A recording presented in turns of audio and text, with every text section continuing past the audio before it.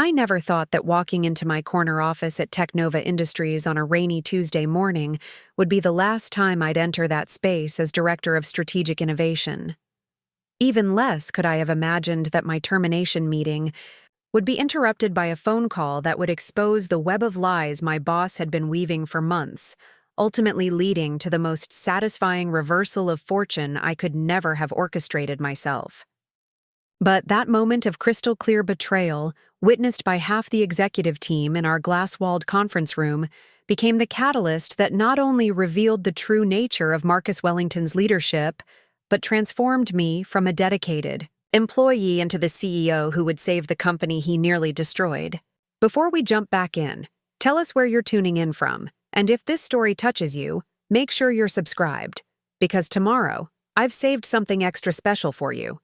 My name is Sarah Chen, and 3 months ago I was the Director of Strategic Innovation at TechNova Industries, a mid-sized software development company specializing in healthcare technology solutions.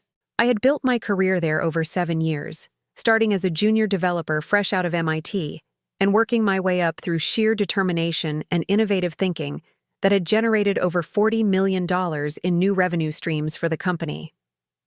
The irony wasn't lost on me that Tuesday morning as I reviewed the quarterly innovation reports while sipping my usual green tea from the ceramic mug my team had given me for my birthday. The numbers were spectacular. Our latest healthcare automation platform had exceeded all projections, securing partnerships with 3 major hospital networks and positioning TechNova as a serious competitor in the digital health space. I had been working on this project for 18 months, leading a team of 12 brilliant developers and designers who trusted my vision enough to put in countless late nights and weekends. The platform we created wasn't just technically superior. To our competitors, it was revolutionary in its approach to patient data integration and care coordination. What made the success even sweeter was that I had initially pitched this project to Marcus Wellington, our CEO 2 years earlier, only to have him dismiss it as too ambitious and potentially risky for a company our size. I had persisted, presenting refined proposals and market research until he finally approved a limited pilot program with a significantly reduced budget.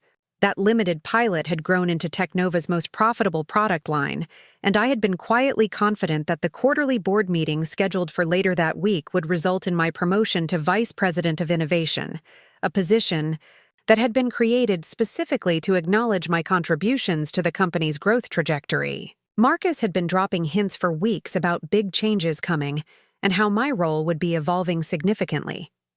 He had even asked me to prepare a comprehensive presentation about future innovation strategies, which I had spent the previous weekend perfecting in my downtown Seattle apartment overlooking Elliott Bay.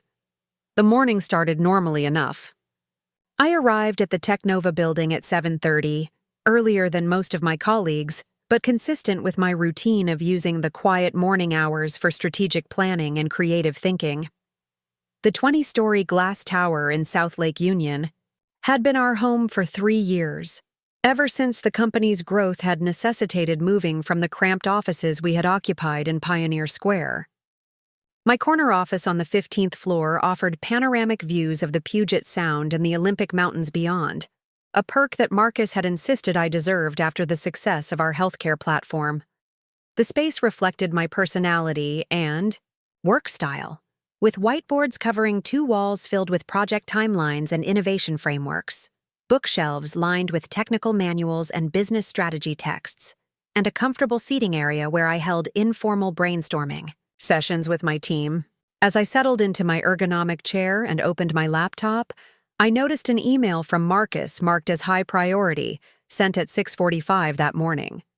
The subject line read, "Urgent Strategic Realignment Discussion," and the message was brief, asking me to meet him in conference room A at 9:30 for what he described as an important conversation about organizational restructuring.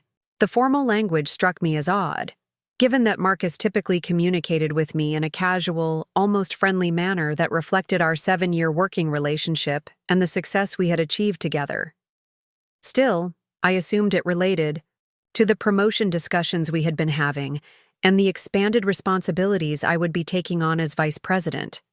I spent the next 2 hours reviewing project status reports and responding to emails from team members who were excited about presenting our latest innovations to the board later that week.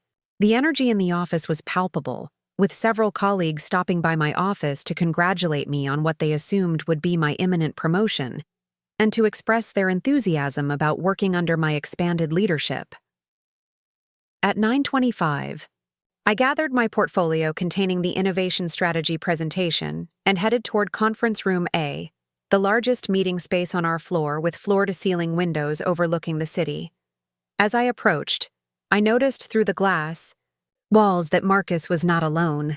Seated around the polished mahogany table were Jennifer Walsh, our HR director, David Kim, our chief financial officer, and somewhat surprisingly, Cassandra Reed, the recently hired marketing consultant who had been working with Marcus on what he described as brand repositioning initiatives.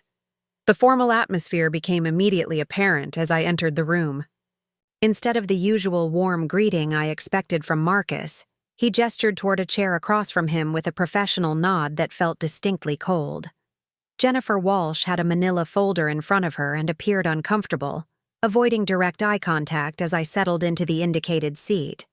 Marcus, impeccably dressed in his signature navy suit and silver tie, cleared his throat before beginning what would become the most shocking conversation of my professional life. He started with corporate speak about market conditions and the need for organizational agility, phrases that seemed disconnected from the record-breaking performance our innovation division had just delivered. Then came the pivot that left me speechless. Preparing and narrating this story took us a lot of time, so if you are enjoying it, subscribe to our channel. It means a lot to us. Now back to the story. According to Marcus, the board had expressed concerns about the sustainability of our current innovation approach and had requested a comprehensive review of leadership effectiveness across all departments. He claimed that external consultants had identified gaps in strategic thinking and market awareness that required immediate attention. The accusation that followed was so absurd, I initially thought it might be some kind of elaborate joke. Marcus stated that my recent project management had shown signs of becoming insular and overly technical, losing sight of broader market dynamics and customer needs.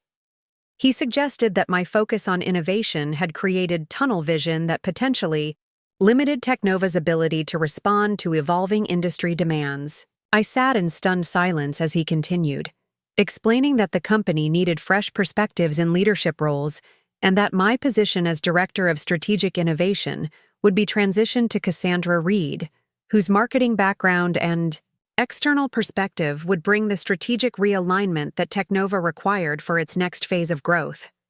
The words felt surreal as I processed their meaning.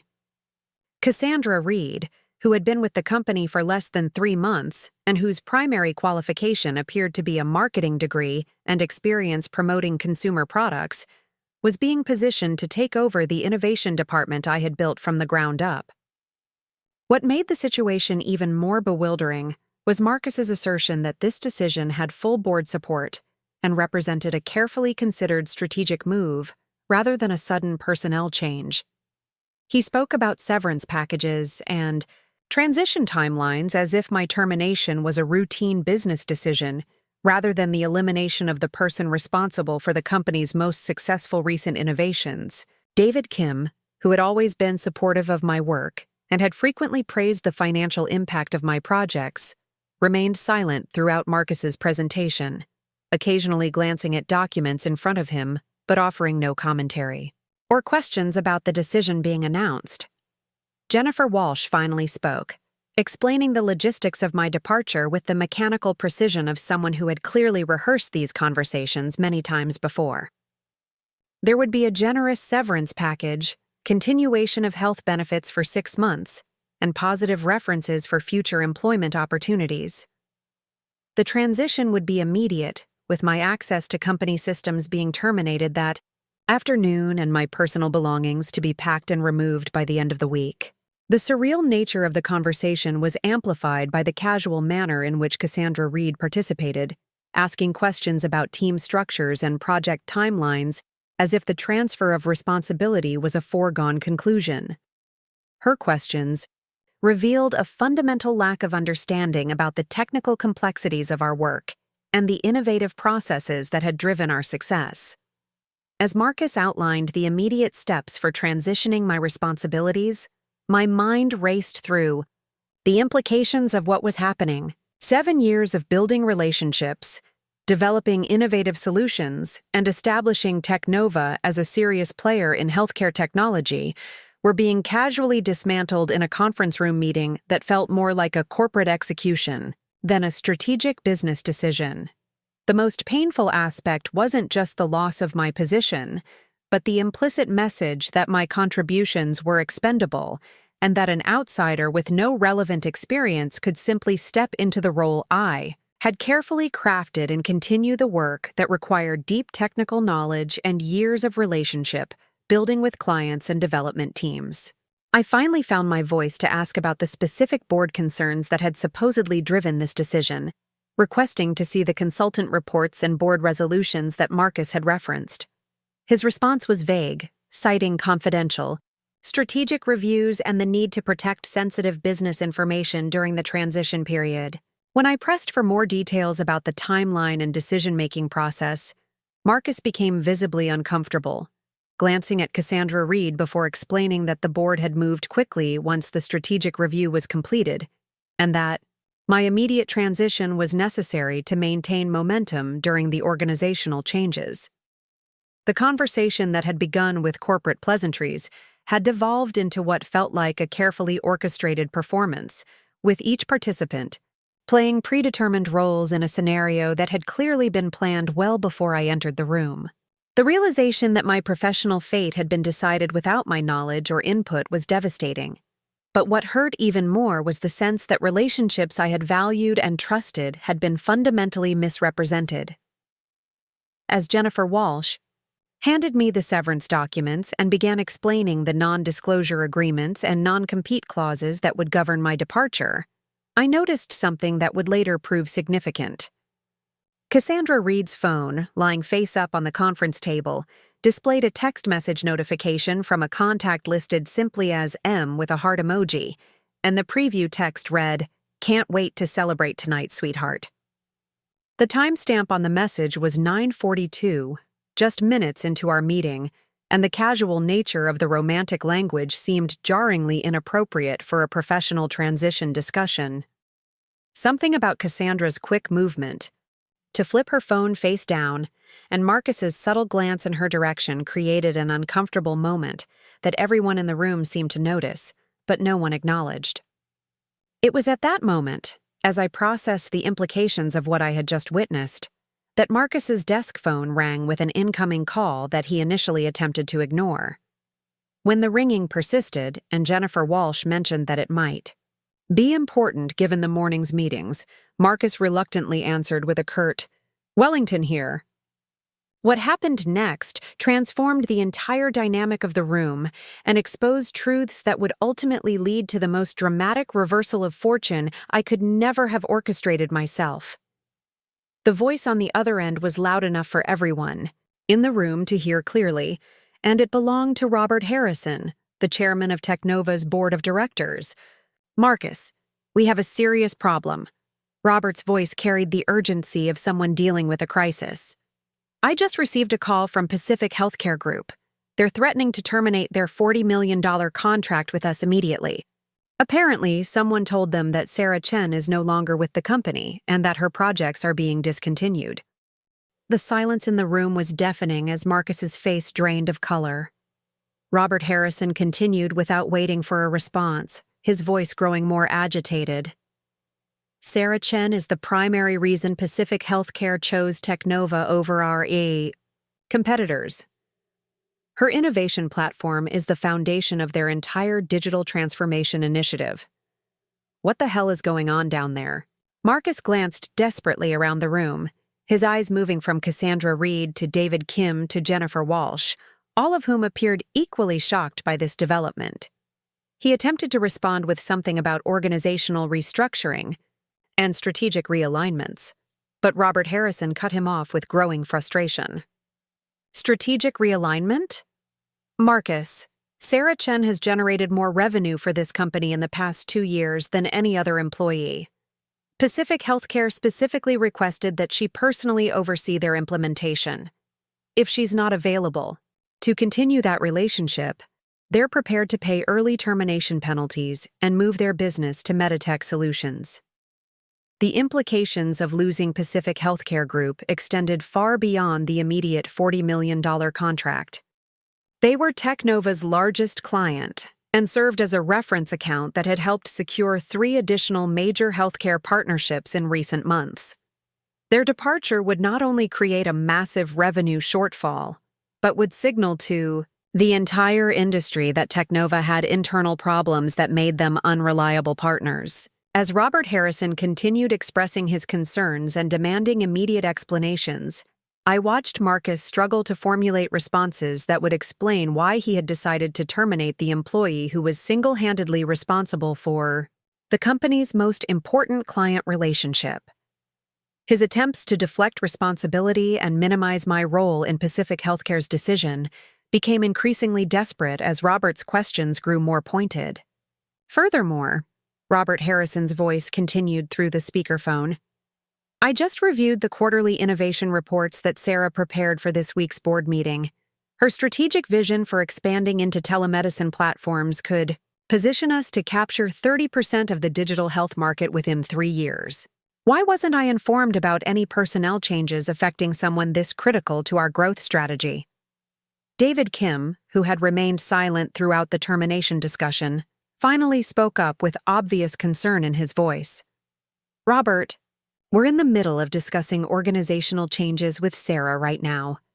Perhaps we should schedule a separate conversation to address your concerns about Pacific Healthcare. But Robert Harrison was not interested in diplomatic scheduling. Put Sarah on the phone immediately. I need to understand what's happening and whether we can salvage the Pacific Healthcare relationship before they make this termination official. Marcus looked panic-stricken as he realized that his carefully orchestrated termination meeting had been completely derailed by circumstances he hadn't anticipated. The revelation that major clients were already responding negatively to news of my departure suggested that information about the personnel change had been leaked prematurely, possibly intentionally. I accepted the phone from Marcus with a sense of vindication that was both professional and deeply personal. Robert Harrison's voice carried genuine warmth as he greeted me, expressing relief that I was available to discuss the Pacific Healthcare situation. What followed was a 20-minute conversation that took place in front of the very people who had just terminated my employment, during which Robert Harrison learned about the termination decision for the first time. His reaction was immediate and unambiguous. The decision to terminate my employment was not only unauthorized by the board, but directly contradicted the strategic direction they had approved just weeks earlier. There had been no consultant reviews, no strategic assessments, and certainly no board resolution supporting my removal from the company. In fact, Robert Harrison revealed that the board had been planning to offer me the newly created position of Chief Innovation Officer at their meeting later that week, with expanded authority over product development and strategic partnerships. My termination represented not just an unauthorized personnel decision, but a direct threat to TechNova's most important business relationships and growth initiatives. As the truth emerged through Robert Harrison's increasingly heated questions, the fabricated justifications that Marcus had presented began to crumble completely. There were no board concerns about my performance, no strategic reviews questioning my effectiveness, and no external consultants recommending organizational changes in the innovation department. The decision to terminate my employment and replace me with Cassandra Reed had been made unilaterally by Marcus, without board knowledge or approval, and in direct violation of the authority structure that governed major personnel decisions at TechNova.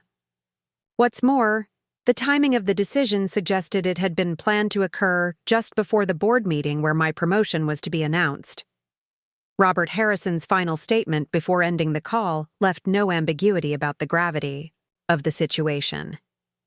He instructed Marcus to take no further personnel actions without explicit board approval, and scheduled an emergency board meeting for the following morning to address what he termed serious concerns about executive decision-making, and potential conflicts of interest.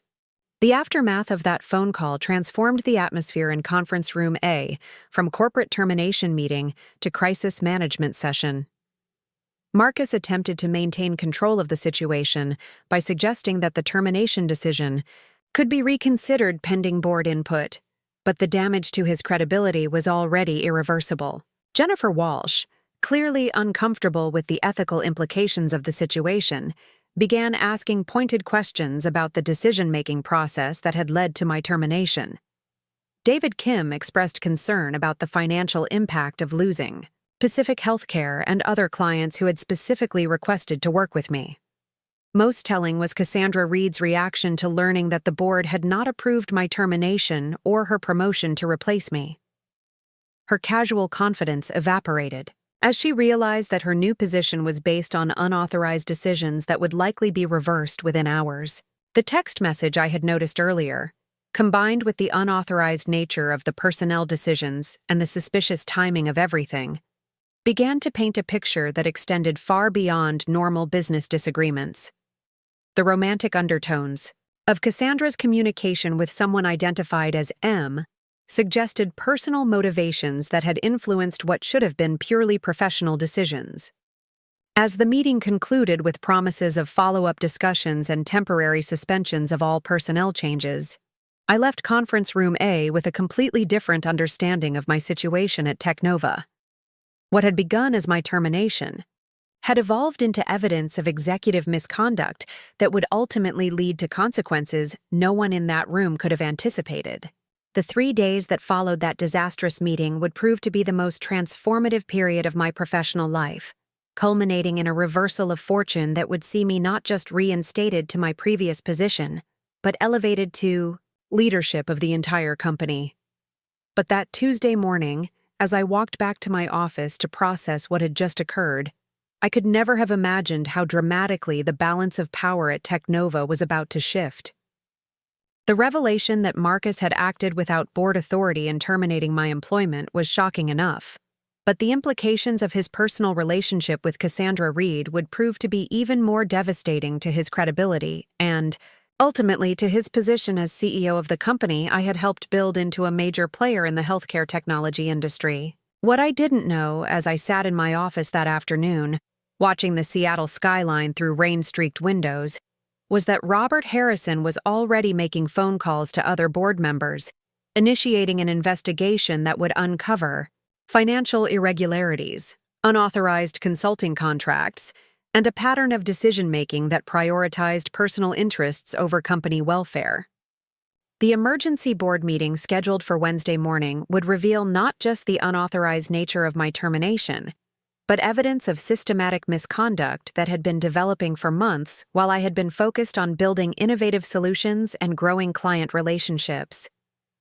By Friday afternoon, I would be sitting in the same Conference Room A where my termination had been announced, but this time as the newly appointed Chief Executive Officer of TechNova Industries, tasked with cleaning up the mess that Marcus Wellington's personal motivations had created and restoring the company's credibility with clients, employees, and investors.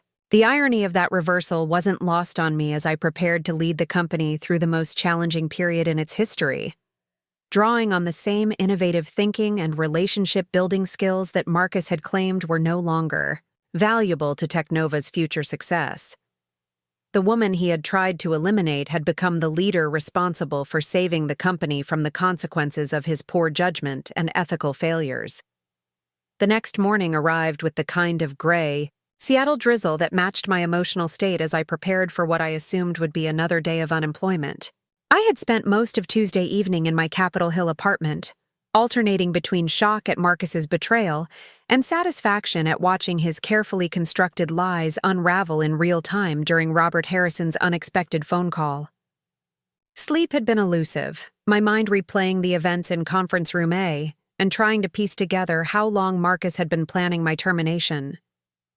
The more I analyzed the situation, the clearer it became that his recent behavior patterns finally made sense. The casual dismissal of my strategic recommendations, the exclusion from certain executive meetings, the subtle undermining of my authority with team members, all of it pointed to a systematic campaign to diminish my influence before delivering the final blow.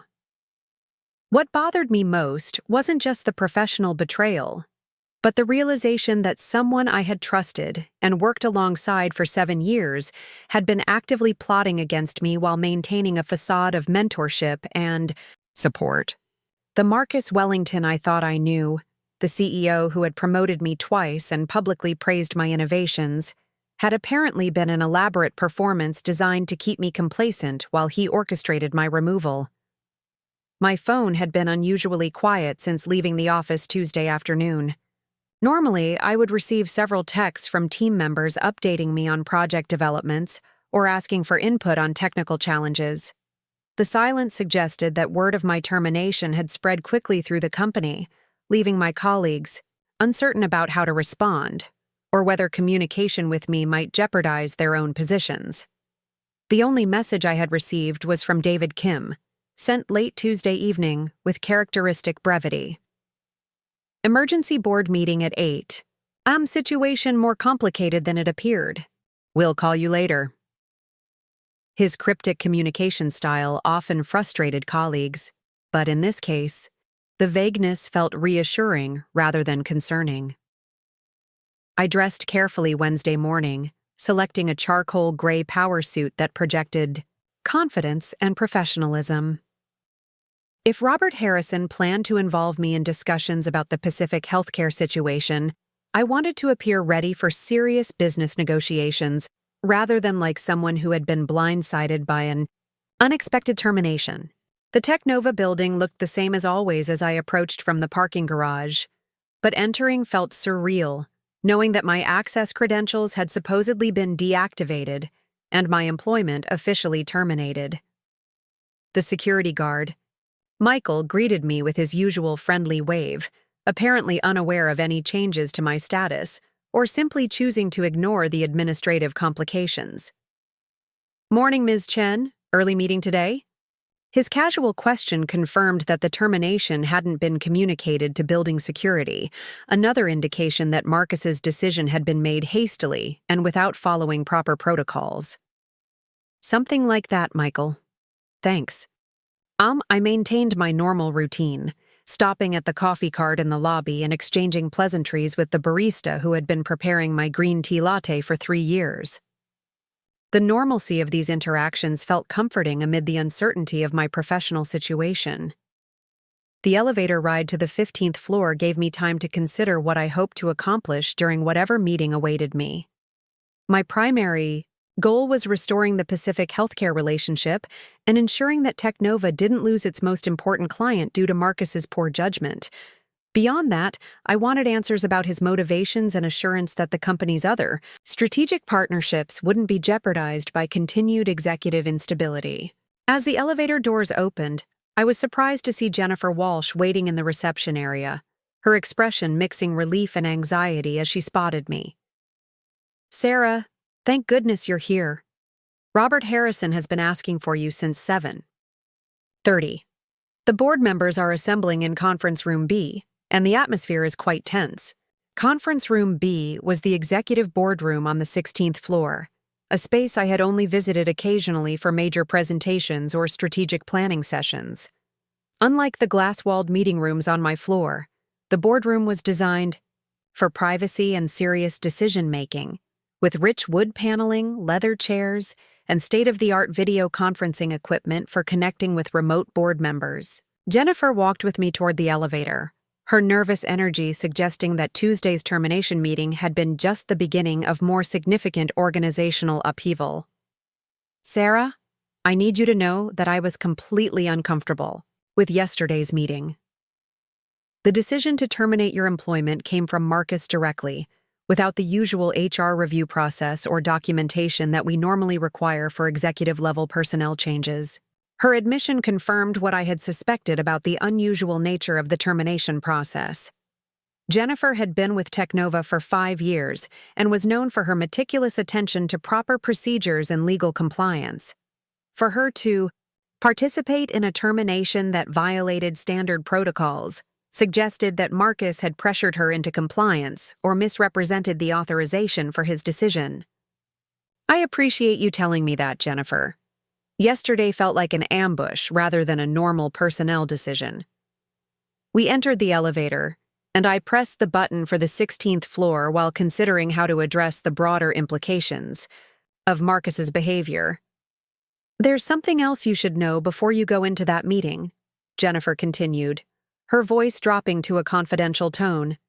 After you left yesterday, I started reviewing the documentation for Cassandra Reed's hiring and consulting arrangements. Some of the financial authorizations don't align with our normal approval processes, and there are inconsistencies in her qualifications that I should have caught during the initial screening. The elevator climbed steadily toward the executive floor while Jennifer explained what she had discovered during her review of Cassandra's employment file. The marketing consultant had been hired without the competitive interview process that TechNova typically required for significant consulting positions. Her resume contained claims about previous experience that couldn't be verified through normal reference checks, and her consulting contract included compensation levels that exceeded the authority Marcus had for approving independent contractor agreements. Most concerning was the timeline of her hiring, which had begun just 2 weeks after Marcus returned from a business conference in Las Vegas, where, according to his expense reports, he had attended marketing seminars and networking events related to healthcare technology promotion. The conference had been a solo trip, unusual for Marcus, who typically traveled with other executives or brought technical staff to industry events. Jennifer, are you suggesting that Marcus met Cassandra at this conference and hired her based on personal rather than professional criteria? The implications of what she was describing would constitute serious ethical violations and potential grounds for Marcus's termination if the board determined that company resources had been misused for personal relationships. I'm not making accusations, Sarah, but the documentation raises questions that need proper investigation. Robert Harrison asked me to compile a complete file on all personnel decisions Marcus has made in the past 6 months, and there are patterns that concern me from both legal and financial perspectives. The elevator doors opened onto the 16th floor, revealing a level of activity that was unusual for 8 o'clock on a Wednesday morning. Board members were arriving with briefcases and serious expressions, while several executives I didn't recognize were setting up equipment in smaller conference rooms adjacent to the main boardroom. Robert Harrison spotted me immediately and approached with the brisk efficiency that had made him successful in building his own technology company. Before joining TechNova's board 3 years earlier, Sarah, excellent. We need to discuss the Pacific healthcare situation before the formal board meeting begins. Can you give me 15 minutes to understand exactly what they're concerned about?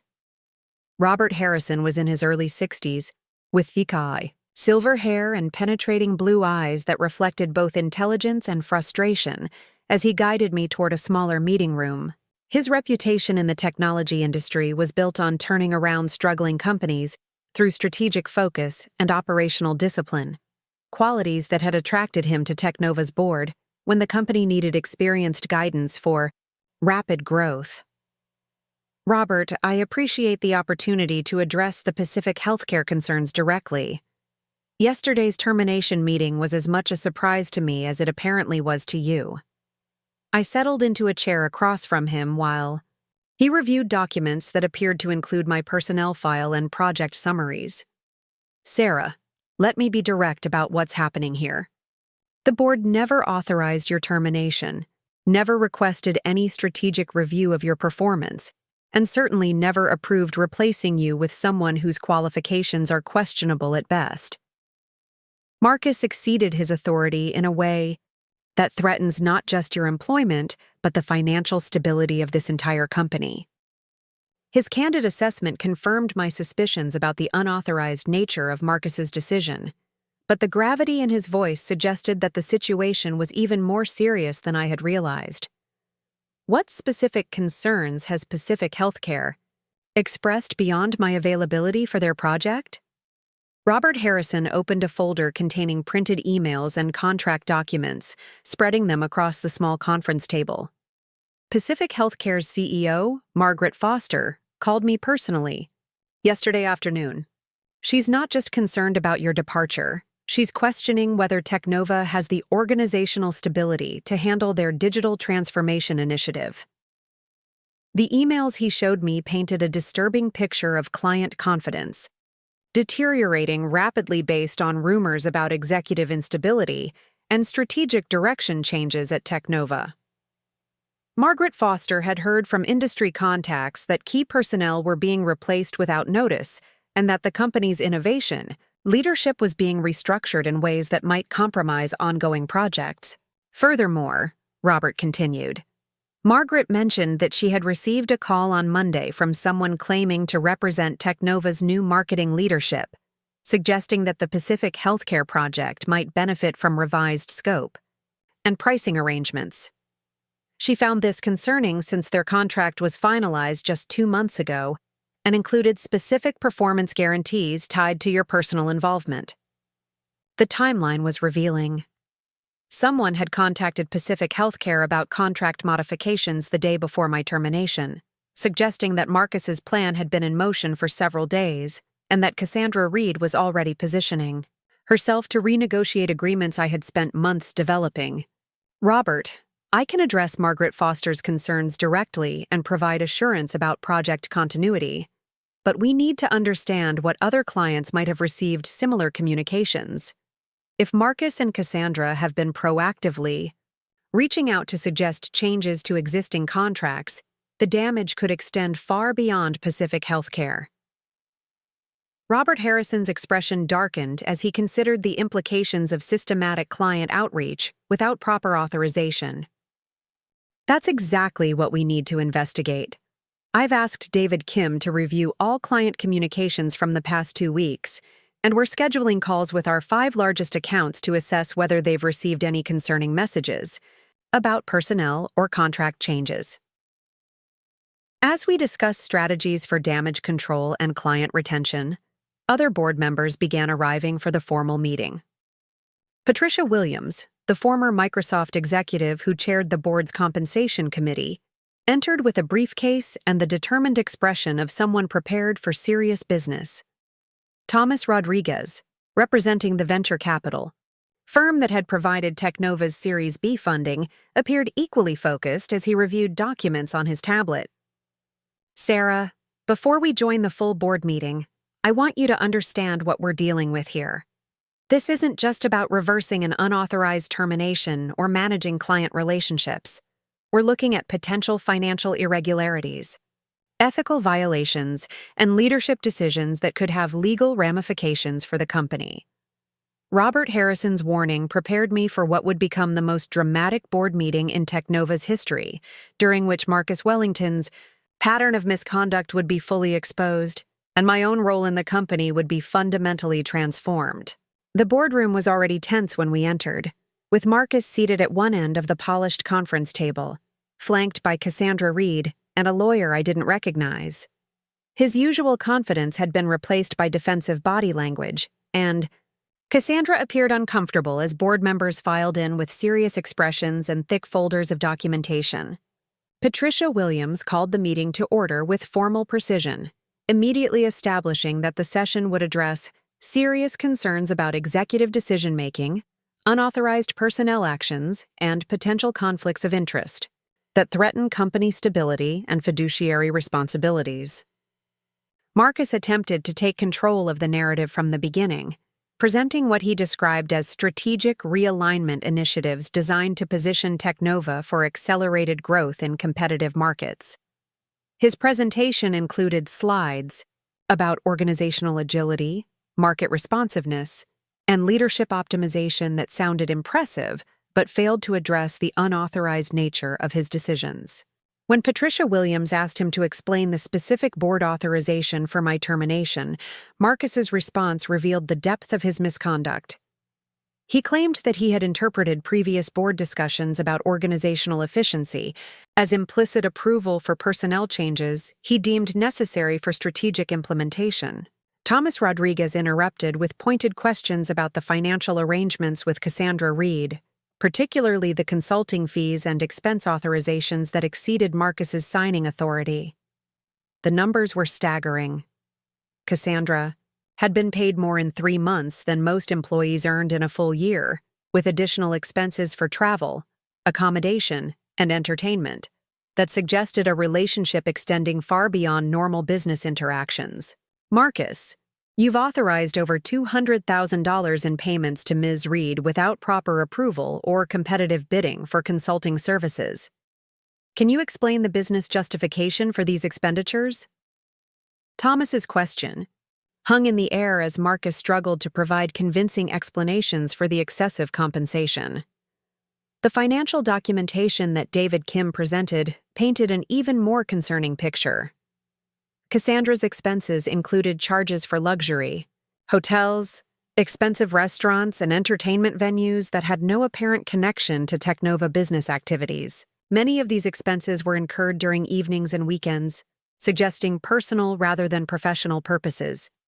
Most damning was evidence of joint travel arrangements where Marcus and Cassandra had stayed at the same hotels during supposed business trips, with company funds covering accommodations and meals that appeared designed for romantic rather than professional purposes. As the evidence mounted, Cassandra Reed's composure completely deteriorated. Her attempt to explain her qualifications for replacing me as innovation director revealed fundamental gaps in her understanding of technology development, healthcare industry regulations, and the technical complexities involved in TechNova's core business operations. Patricia Williams asked her to describe her experience with healthcare technology implementation, a basic requirement for anyone leading TechNova's innovation efforts. Cassandra's response demonstrated that she had never worked in healthcare, technology, had no understanding of HIPAA compliance requirements, and couldn't explain basic concepts related to electronic health records or patient data security. Ms. Reed, you're being positioned to lead a department responsible for $40 million in annual revenue and relationships with major healthcare institutions. Can you explain how your background in consumer product marketing qualifies you for these responsibilities? Patricia's question exposed the absurdity of Marcus's personnel decision. The answer revealed that Cassandra had never led technical teams, never managed software development projects, and had no experience with the regulatory environment that governed TechNova's primary market. Her previous positions had involved promoting cosmetics and fashion accessories through social media campaigns, experience that had no relevance to enterprise software development or healthcare technology innovation. As the board members processed the implications of what they were hearing, Robert Harrison introduced the most serious allegations. His investigation had uncovered evidence that Marcus had been using company resources to support his personal relationship with Cassandra, including charging personal expenses to corporate accounts and using company vehicles for non-business activities. The credit card records showed charges for jewelry, clothing, and luxury items that had been processed as business expenses but appeared to be personal gifts. Hotel reservations had been made using corporate accounts for weekends when no business activities were scheduled. Company vehicles had been used for trips to locations with no TechNova business presence, but significant recreational amenities. Marcus, you've systematically misused company resources to fund a personal relationship while making unauthorized personnel decisions that threaten our most important client relationships. This constitutes serious misconduct that requires immediate board action. Robert Harrison's statement left no ambiguity about the gravity of the situation. Marcus's final attempt to salvage his position involved claiming that his relationship with Cassandra had developed after her hiring, and that all company expenses were legitimate business costs related to strategic consulting and market analysis. However, the timeline evidence contradicted his assertions, showing that personal expenses had begun within days of Cassandra's first consulting payments. The board's decision was swift and unanimous. Marcus Wellington was terminated immediately for misconduct, misuse of company resources, and violation of fiduciary duties. Cassandra Reed's consulting contract was canceled, and she was escorted from the building by security personnel while the board meeting continued. With Marcus removed from the room, the atmosphere shifted dramatically as board members focused on damage control and leadership transition. The immediate priority was restoring client confidence and ensuring operational continuity during the leadership change. Patricia Williams addressed me directly for the first time during the meeting. Sarah, we need to understand your willingness to take on expanded responsibilities during this transition period. Your expertise is clearly critical to maintaining client relationships and continuing our growth trajectory. What followed was a conversation that transformed my understanding of my value to TechNova and my potential role in the company's future. The board had been planning to promote me to Chief Innovation Officer, but the current crisis required more comprehensive leadership to restore stability and credibility.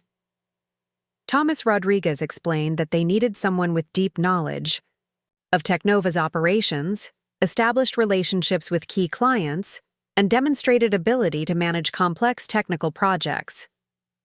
My 7 years with the company, combined with my track record of innovation and client success, made me the obvious choice for interim leadership while they conducted a comprehensive search for Marcus's replacement.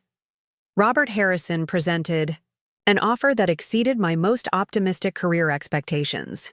The board wanted me to serve as interim chief executive officer, with full authority to make operational decisions, manage client relationships, and oversee the strategic direction necessary to overcome the damage caused by Marcus's misconduct.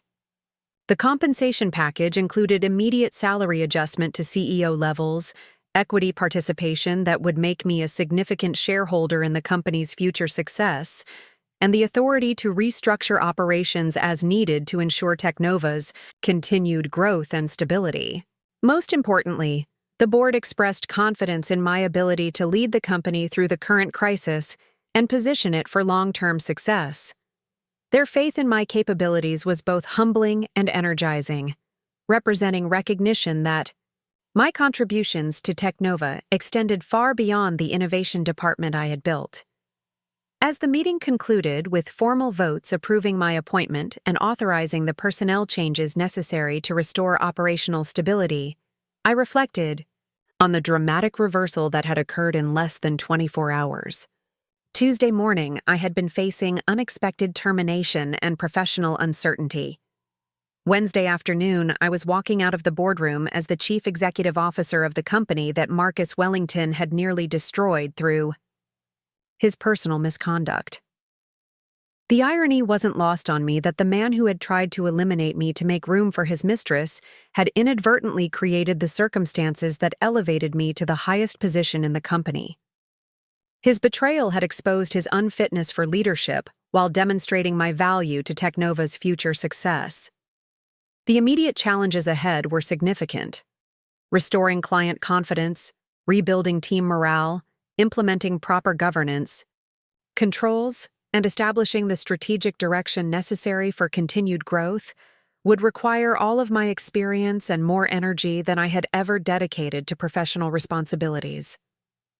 But as I returned to my office, now with the title of Chief Executive Officer and the full support of the board, I felt a sense of purpose and determination that had been missing during the gradual undermining of my authority under Marcus's leadership. The woman he had tried to discard had become the leader responsible for cleaning up his mess and building TechNova into the company it had always had the potential to become.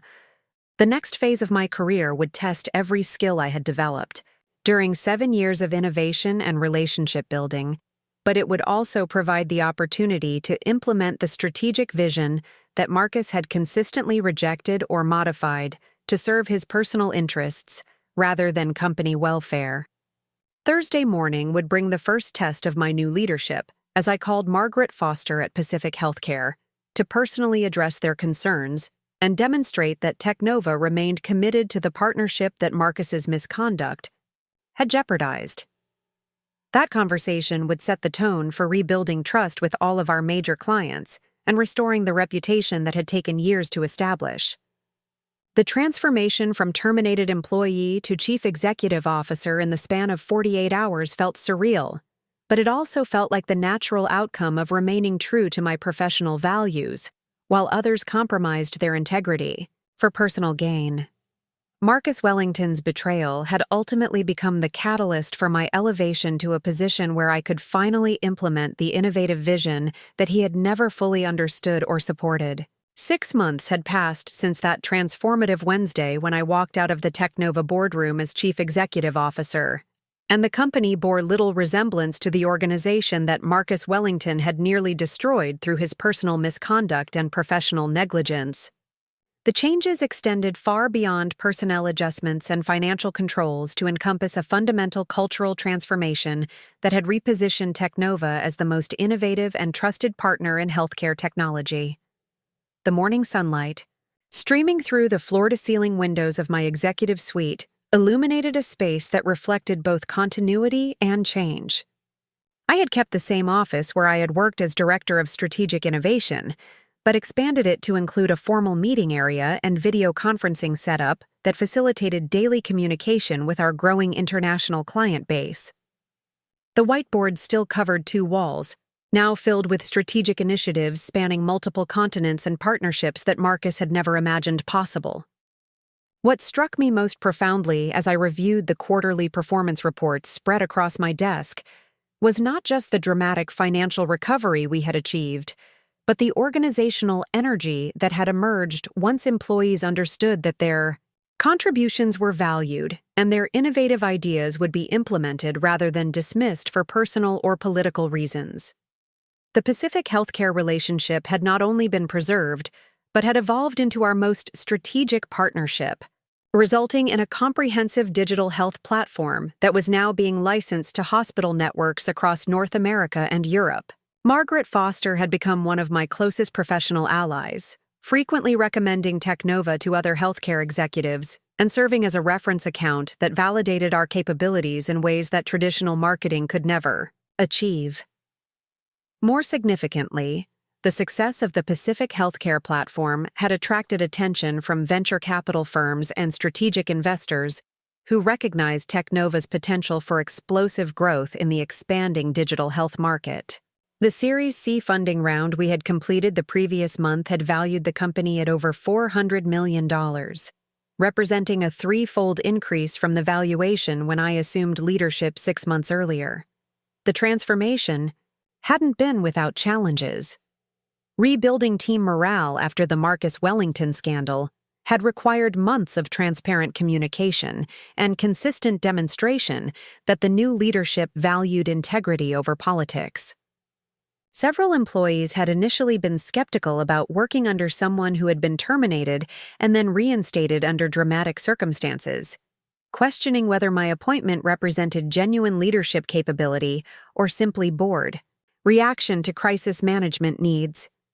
Those doubts had been gradually eliminated through results that spoke louder than rhetoric. The innovation pipeline I had established during my first month as CEO had generated 7 new product concepts that were now in various stages of development and market testing. Our employee retention rate had improved dramatically as team members recognized that their professional growth was no longer subject to the whims of executive favoritism or personal relationships that had characterized Marcus's leadership style. The cultural shift was perhaps most evident in our weekly all-hands meetings, where employees felt comfortable proposing ambitious ideas and challenging conventional approaches without fear of political repercussions.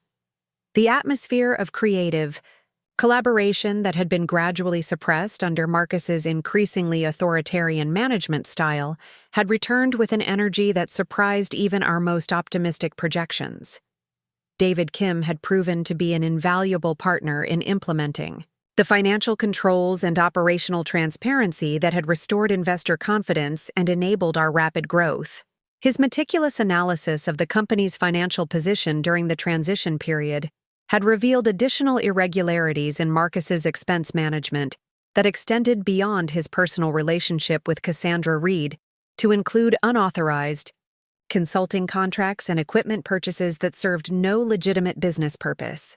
The recovery of those misappropriated funds had provided additional capital for research and development initiatives that were now generating the innovative solutions that distinguished TechNova from competitors who relied on incremental improvements rather than breakthrough technologies.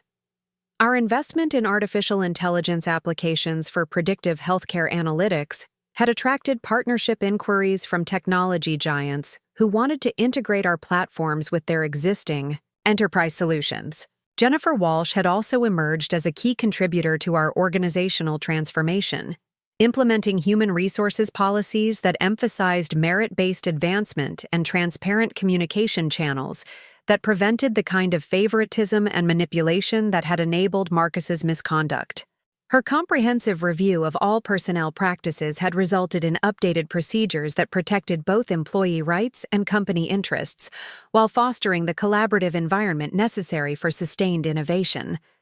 The board had formalized my appointment as permanent chief executive officer after my first 90 days, demonstrated not just crisis management capabilities, but strategic vision that positioned TechNova for long-term market leadership. Patricia Williams had privately expressed amazement at the speed and comprehensiveness of the turnaround, noting that many companies never recover from the kind of leadership scandal that had initially threatened TechNova's survival. Robert Harrison had become more than just a board chairman, serving as an informal mentor whose experience in scaling technology companies provided valuable guidance as we navigated the complexities of rapid growth and market expansion. His network of industry contacts had facilitated introductions to potential partners and clients who might have taken years to cultivate through traditional business development approaches.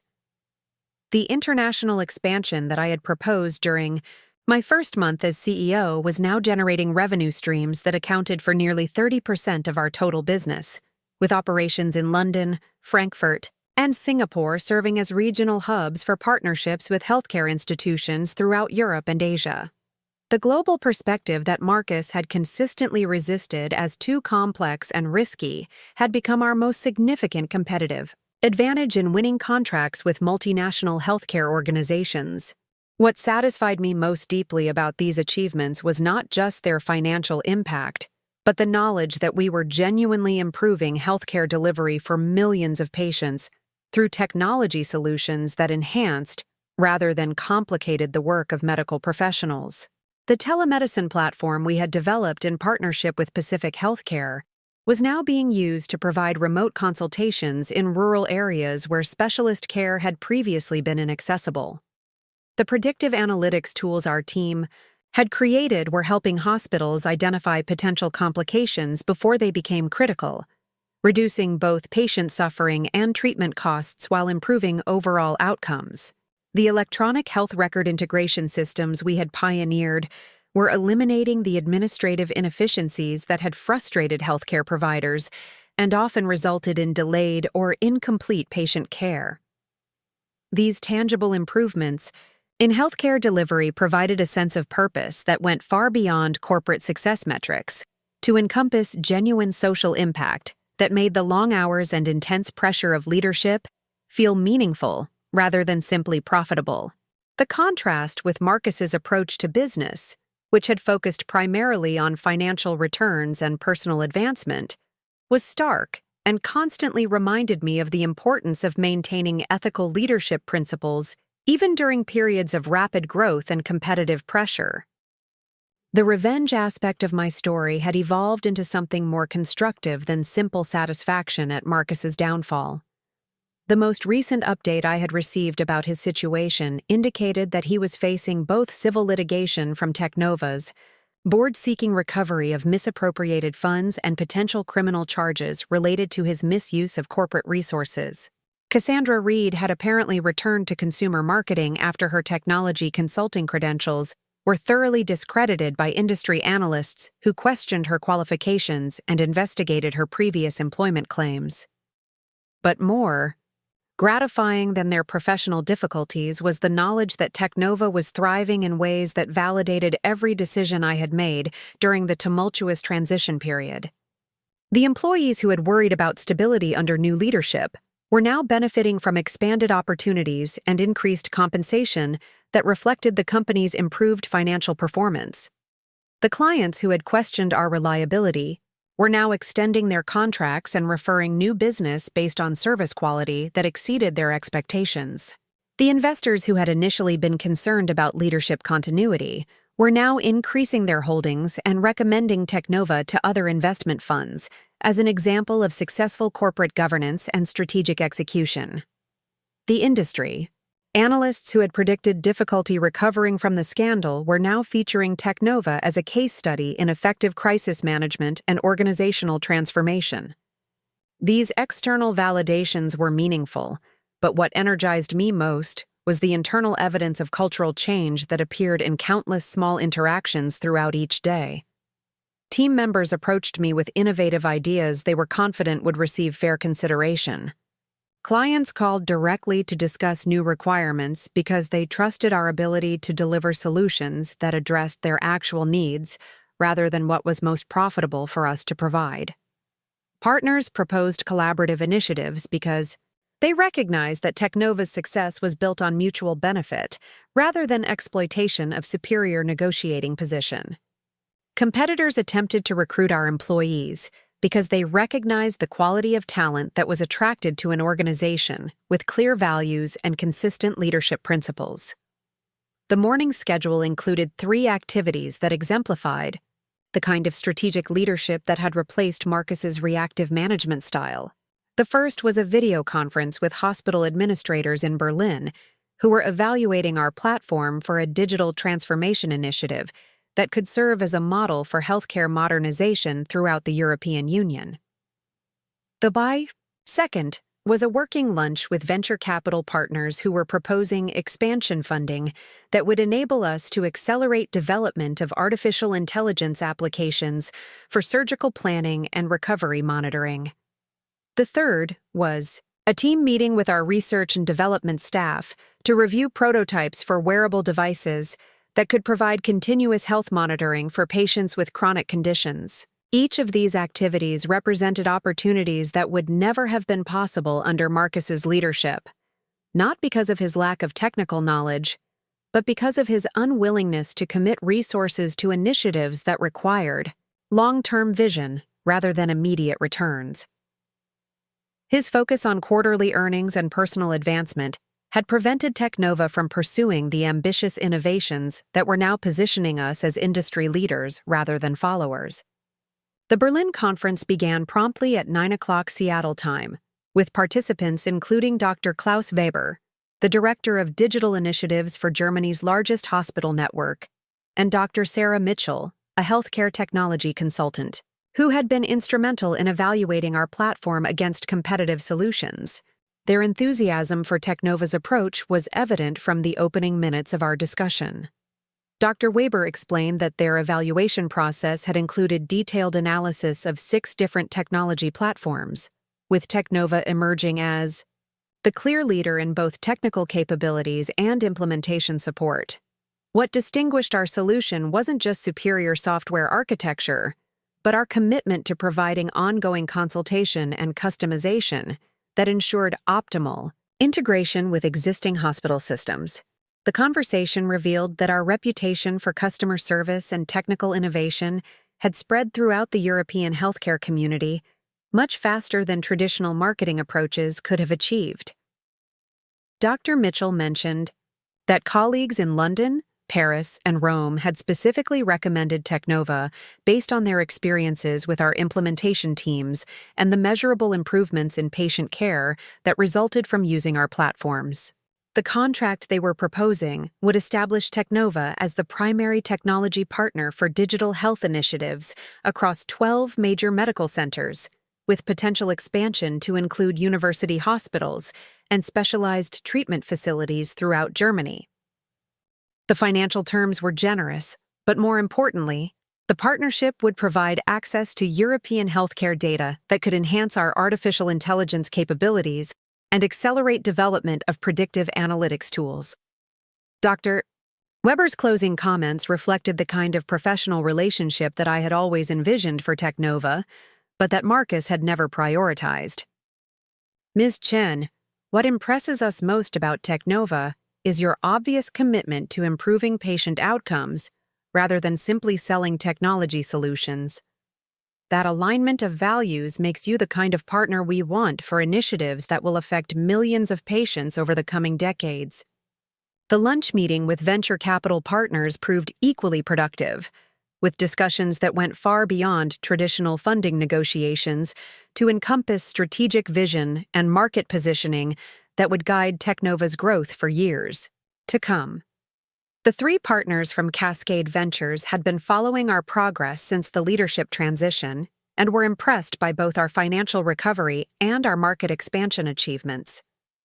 Managing Partner Elizabeth Carter opened the conversation by acknowledging the dramatic transformation that had occurred under my leadership, noting that few companies recover so completely from the kind of executive scandal that had initially threatened TechNova's survival.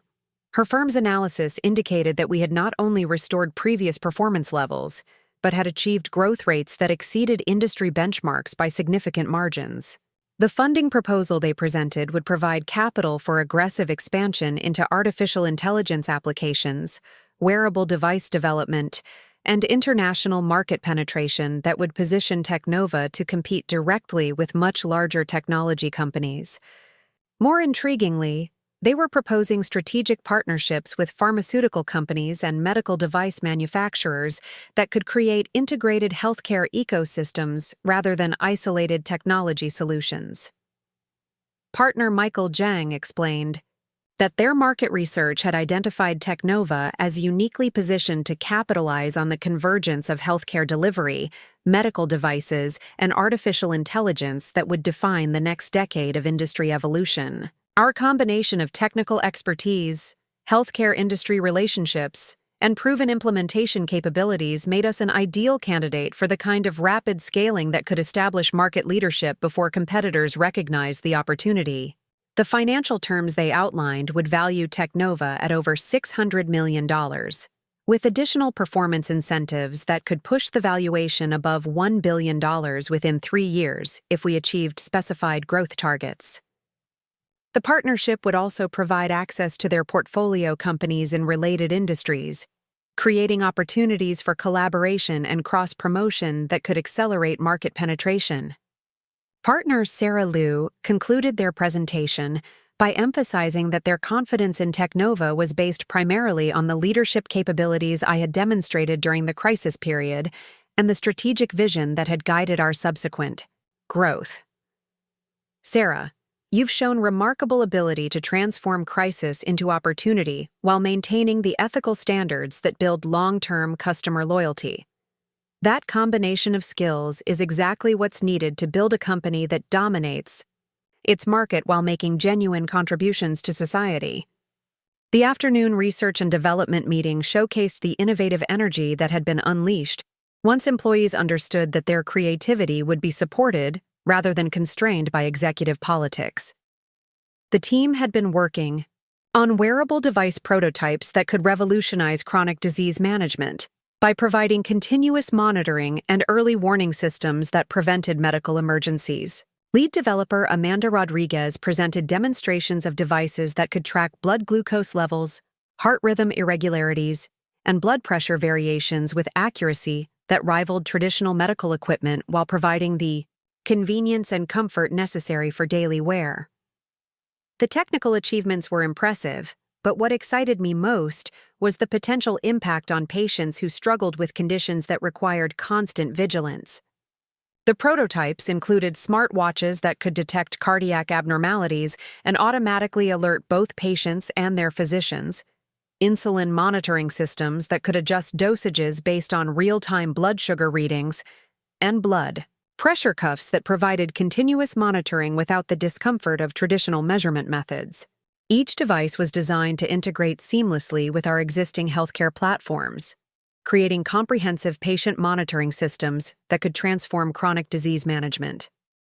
Research scientist Dr. James Park explained that their development process had included extensive consultation with physicians and patients to ensure that the devices addressed real medical needs rather than theoretical technological possibilities. The feedback had guided design decisions that prioritized accuracy, comfort, and ease of use over features that might be technically impressive but practically irrelevant. The market potential for these devices was enormous. With diabetes alone, affecting over 400 million people worldwide who could benefit from continuous glucose monitoring that eliminated the need for frequent fingerstick testing. Cardiovascular disease affected even more patients who could avoid emergency situations through early detection of dangerous rhythm changes or blood pressure spikes. Clinical trials. Manager Dr. Lisa Thompson presented preliminary results from pilot studies that had been conducted in partnership with Pacific Healthcare and 2 other hospital networks. The data showed significant improvements in patient outcomes, reduced emergency room visits, and increased patient satisfaction with their chronic disease management when our monitoring devices were integrated with their regular medical care. Most encouraging was evidence that patients using our monitoring systems became more engaged in their own health care, making lifestyle changes and following treatment protocols more consistently when they could see real-time feedback about how their choices affected their medical conditions. This behavioral change component had potential benefits that extended far beyond the direct medical monitoring to encompass broader health improvement and disease prevention. The team's enthusiasm for their work was infectious, reflecting the kind of purposeful innovation that had always been possible at TechNova, but had been suppressed under Marcus's focus on incremental improvements rather than breakthrough solutions. Their willingness to pursue ambitious technical challenges was producing results that could establish TechNova as a leader in multiple healthcare technology segments simultaneously. As the meeting concluded with discussions about patent applications, regulatory approval processes, and manufacturing partnerships, I reflected on how dramatically different this conversation would have been under Marcus's leadership. His risk-averse approach would have limited development to modifications of existing technologies rather than the revolutionary solutions that were now positioning TechNova for industry leadership. The contrast highlighted the most important lesson I had learned during the transition from terminated employee to chief executive officer. Authentic leadership requires the courage to pursue meaningful goals even when they involve uncertainty and challenge, while compromised leadership consistently chooses safe mediocrity over ambitious innovation. Marcus Wellington's personal corruption had been devastating to his credibility and ultimately to his career, but his more fundamental failure had been the lack of vision that prevented TechNova from achieving its potential during the years when he prioritized political maneuvering over strategic innovation. His betrayal had created the crisis that elevated me to leadership, but his limitations had been constraining the company's growth long before his misconduct was exposed. The evening found me in my office reviewing strategic plans for the following year. Documents that outlined expansion initiatives spanning 3 continents and partnerships with organizations that represented the future of healthcare delivery. The scope of these opportunities would have been impossible to imagine during my years as Director of Strategic Innovation, when my recommendations were consistently modified or rejected based on Marcus's reluctance to commit resources to transformational projects. The financial projections indicated that TechNova would achieve revenue growth exceeding 50%, while maintaining profit margins that reflected our focus on high-value solutions rather than commodity services. The employee satisfaction surveys showed unprecedented levels of engagement and optimism about career development opportunities. The client retention rates demonstrated that our service quality improvements were translating into long-term business relationships that provided stable revenue foundations for continued innovation. Most significantly, the industry recognition we had received during the past 6 months positioned TechNova as a thought leader whose insights shaped healthcare technology discussions at major conferences and professional associations. The speaking invitations I received weekly provided platforms for sharing our vision and attracting the kind of partners and clients who valued innovation over conventional approaches. The personal satisfaction I derived from these achievements went beyond professional success to encompass the knowledge that my leadership was enabling others to achieve their potential while contributing to solutions that improved people's lives. The team members who had been frustrated by bureaucratic constraints under Marcus's management were now advancing their careers while developing technologies that addressed genuine human needs. The clients who had been disappointed by service Levels that prioritized TechNova's convenience over their requirements were now benefiting from partnerships that enhanced their ability to provide excellent patient care. The investors who had been concerned about leadership stability were now confident that their capital was being used to build sustainable competitive advantages rather than fund personal preferences. As I prepared to leave the office that evening, my phone displayed a text message from Margaret Foster at Pacific Healthcare that exemplified the relationships that had made TechNova's transformation possible. Sarah, the implementation is exceeding all expectations. Our patient satisfaction scores have improved 15% since we started using your platform. Thank you for proving that technology companies can be genuine partners rather than just vendors. The message reminded me that the most meaningful aspect of my journey from terminated employee to chief executive officer wasn't the personal vindication or professional advancement, but the opportunity to lead an organization that created value for all stakeholders rather than extracting value for the benefit of a privileged few. The contrast with Marcus's approach to leadership couldn't have been more stark or more instructive.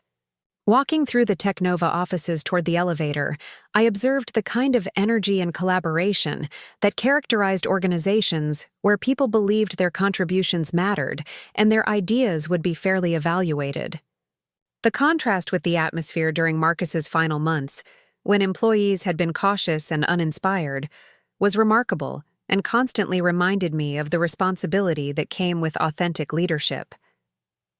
The Seattle skyline visible through the lobby windows reflected the growth and vitality that had always been possible for TechNova, but had required leadership with vision and integrity to achieve. The woman who had been dismissed as expendable had become the catalyst for realizing that potential, not through revenge against those who had betrayed her trust, but through commitment to principles that created lasting value for everyone involved. 6 months earlier, Marcus Wellington had fired me to make room for his mistress, believing that personal desires should take precedence over business judgment and that I would quietly accept termination rather than challenge his authority. His calculation had been catastrophically wrong, leading to his own downfall and my elevation to the position he had forfeited through corruption and incompetence. The irony of that reversal would always be satisfying, but the true reward was the knowledge that TechNova was now positioned to achieve the ambitious goals that I had always believed were possible with proper leadership and strategic focus. The company that Marcus had nearly destroyed through personal misconduct was now thriving beyond his most optimistic projections, led by the woman he had tried to eliminate and guided by principles he had never understood or valued. Up next, you've got 2 more standout stories right on your screen. If this one hit the mark, you won't want to pass these up. Just click and check them out.